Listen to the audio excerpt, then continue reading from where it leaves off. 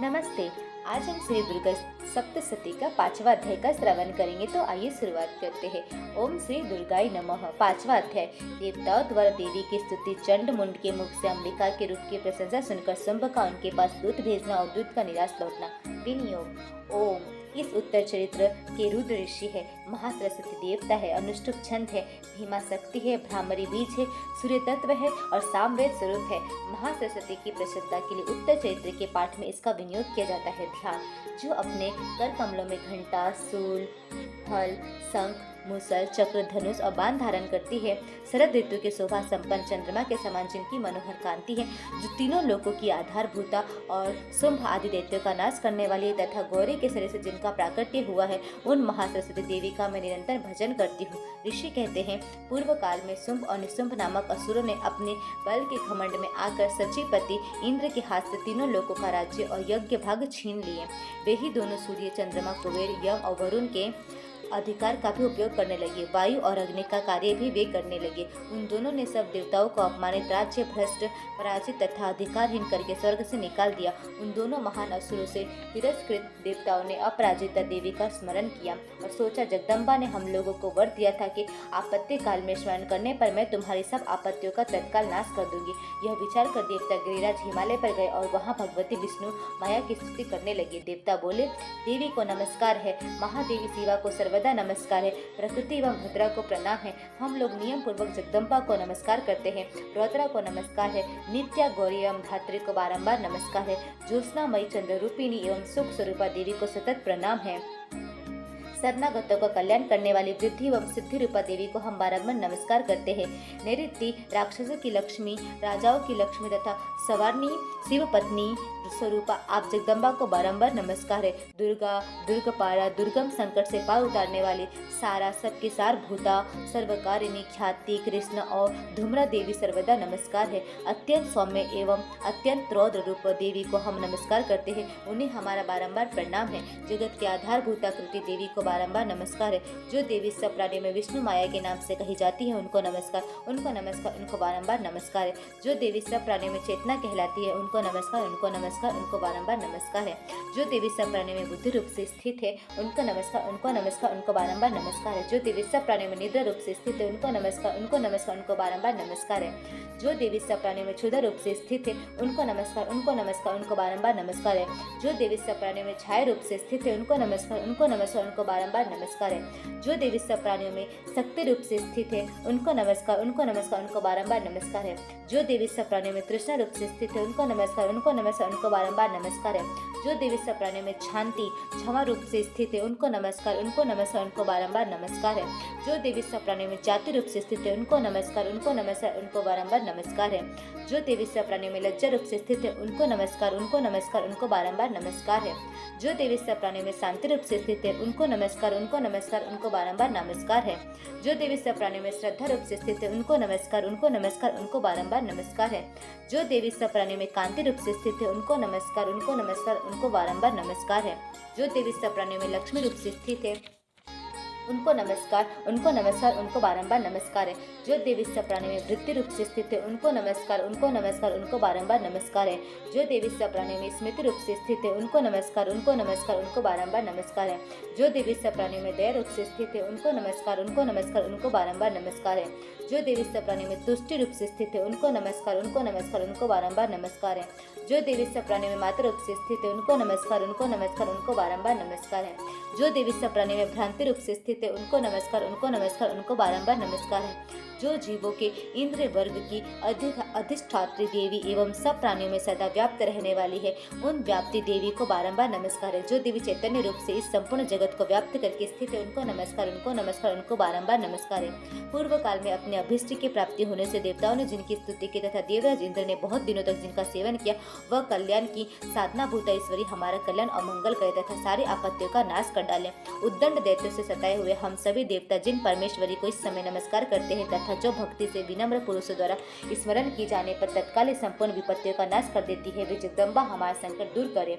ऋषि कहते हैं, राजन, इस प्रकार जब देवता स्तुति कर रहे थे, उस समय पार्वती देवी गंगा जी का जल में स्नान करने के लिए वहां आई। उस सुंदर भय वाली भगवती ने देवताओं से पूछा, आप लोग यहाँ किसकी स्तुति करते हैं? तब उन्हीं के शरीर कोष से प्रकट हुई सेवा देवी बोली, शुंभ दैत्य से तिरस्कृत युद्ध में निशुंभ से पराजित हो यहाँ एकत्रित हुए ये समस्त देवता यह मेरी स्तुति कर रहे हैं। पार्वती जी के शरीर कोष से अंबिका का प्रादुर्भाव हुआ था, इसीलिए वे समस्त लोकों में कौशिकी कही जाती है। कौशिकी के प्रकट होने के बाद पार्वती देवी का शरीर काले रंग का हो गया था, अतः वे हिमालय पर रहने वाली काली देवी का नाम से विख्यात हुई। तदंतर शुभ और निशुंभ भृत्य चंड मुंड वहां आए और उन्होंने परम मनोहर रूप धारण करने वाली अंबिका देवी को देखा। फिर वे शुंभ के पास जाकर बोले, महाराज एक अत्यंत मनोहर स्त्री है जो अपनी दिव्य कांति से हिमालय को प्रकाशित कर रही है। वैसा उत्तम रूप कहीं किसी ने भी नहीं देखा होगा। असुरेश्वर पता लगाइए वह देवी कौन है और उससे ले लीजिए। स्त्रियों में तो वह रत्न है, उसका प्रत्येक अंग बहुत ही सुंदर है तथा वह अपने श्री अंगों के प्रभाव से संपूर्ण दिशाओं में प्रकाश फैला रही है। दैत्यराज अभी वह हिमालय पर ही मौजूद है, आप उसे देख सकते हैं। प्रभु तीनों लोकों में मणि, हाथी और घोड़े आदि जितने भी रत्न हैं वे सब इस समय आपके घर में शोभा पाते हैं। हाथियों में रत्नभूत ऐरावत एवं पारिजात का वृक्ष, यह उच्चैः श्रावा घोड़ा, यह सब आपने इंद्र से ले लिया है। हंसों से जुटा हुआ यह विमान भी आपके आंगन में शोभा पाता है। यह रत्नभूत अद्भुत विमान जो पहले ब्रह्मा जी के पास था वह आपके पास लाया गया है। यह मधमा पद्म, महापद्म नामक निधि आप कुबेर से छीन लाए हैं। समुद्र ने भी आपको किंचित लिखनी नाम की माला भेंट की है जो केसरों से सुशोभित है और जिसके कमल कभी कुमलाते नहीं।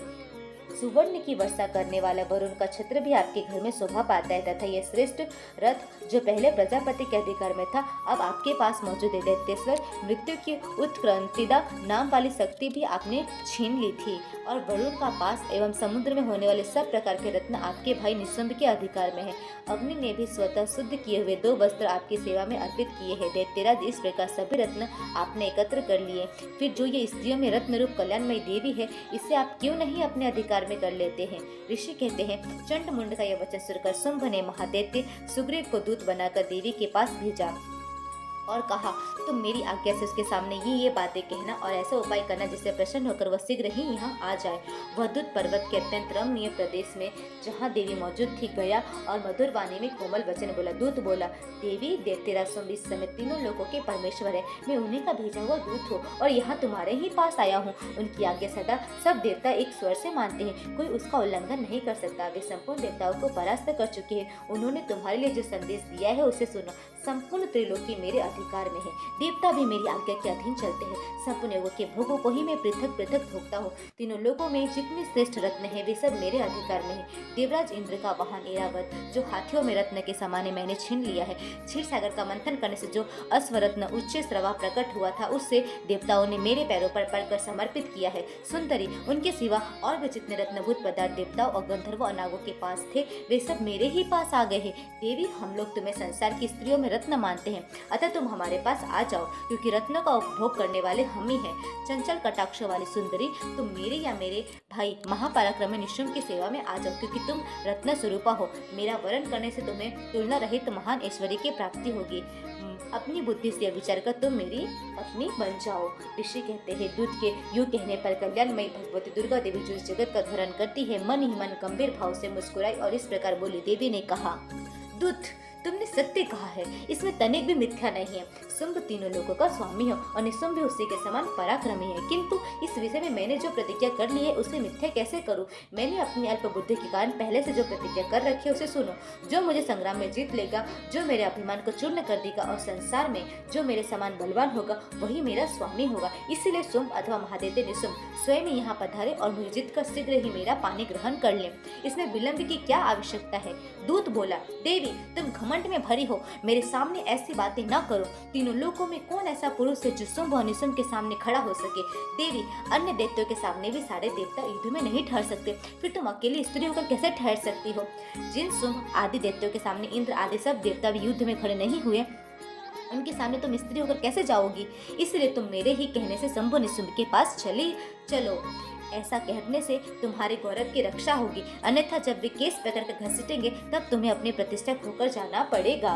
देवी ने कहा, तुम्हारा कहना ठीक है, शुंभ बलवान है और निशुंभ भी बड़े पराक्रमी, किंतु क्या करूं? मैंने बिना सोचे समझे प्रतिज्ञा कर ली है, अतः अब तुम जाओ। मैंने तुमसे जो कहा है वह सब दैत्यराज से आदर पूर्वक कहना, फिर वो जो उचित जान पड़े करे। इस प्रकार श्री मार्कंडेय पुराण में सागंडिक मनवंतर की कथा के अंतर्गत देवी महात्म्य में देवी दूत संवाद नामक 5वां अध्याय पूरा हुआ।